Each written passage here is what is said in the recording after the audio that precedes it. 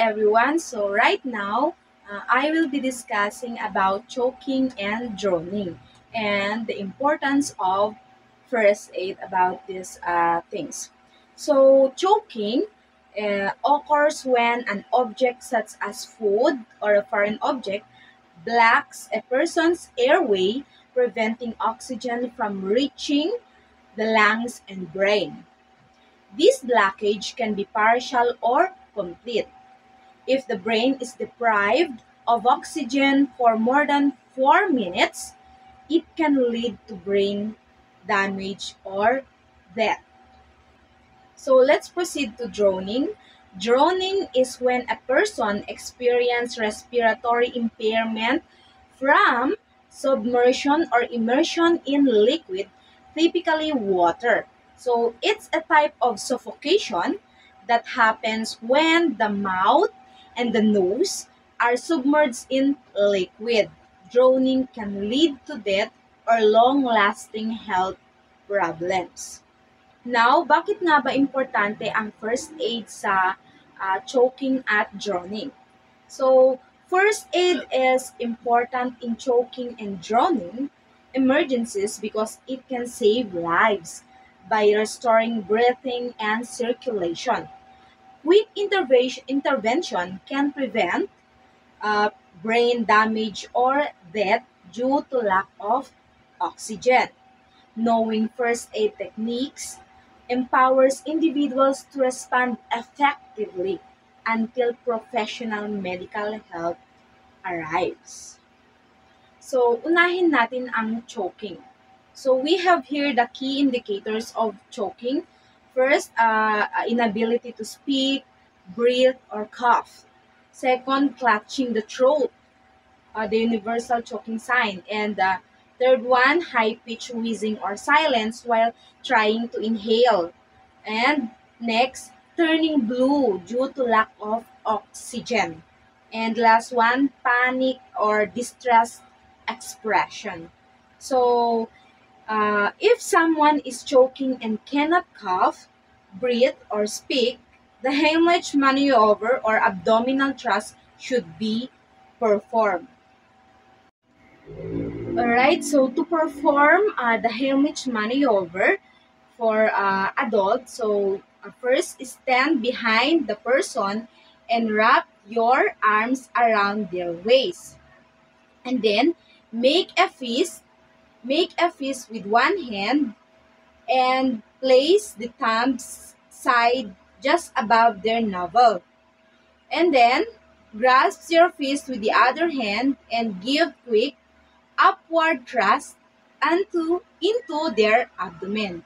Repeat until the object is dislodged. Um, so, the American Red Cross recommends alternating between 5 back blows and 5 abdominal thrusts. So, 1, 2, 3, 4, 5. If the person becomes unconscious, begin CPR. If you see an object blocking the airway, try to remove it. So for infant, performing back blows, you need to position the infant face down along your forearm, supporting their head and jaw. And then deliver the 5 firm back blows between the shoulder blades using the heel of your hand. 1, 2, 3, 4, 5. And if back blows don't dislodge the object, turn the infant face up, and while supporting the head and the neck. Place 2 fingers on the center of the chest, just below the nipple line, and give 5 quick chest thrusts about 1.5 inches deep. 1, 2, 3, 4, 5. Continue alternating between back blows and chest thrust until the object is dislodged and the infant begins coughing or crying. So if the infant becomes unresponsive, start CPR. So let's proceed to drowning. So drowning occurs when submersion in liquid causes respiratory impairment. So for the safe approach, before attempting a rescue, ensure your own safety, of course.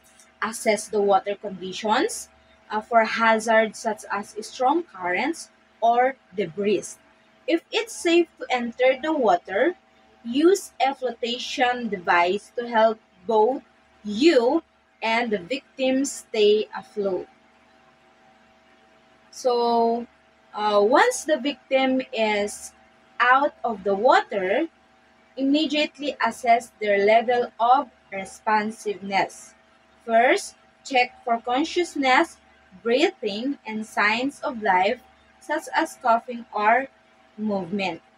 So if the victim is not breathing on or only gasping, begin CPR immediately. So for adults, compress the chest at least 2 inches deep at a rate of 100 to 120 compressions per minute.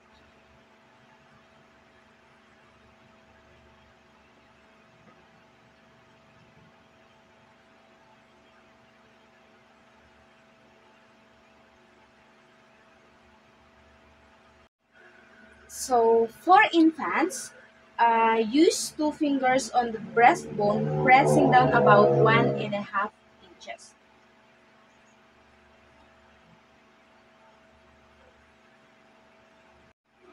Continue the cycle until the person starts breathing or emergency helps arrives.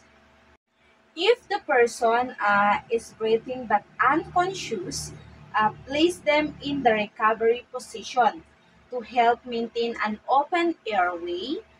This involves placing the person on their side in a stable position to prevent choking or vomit or fluids.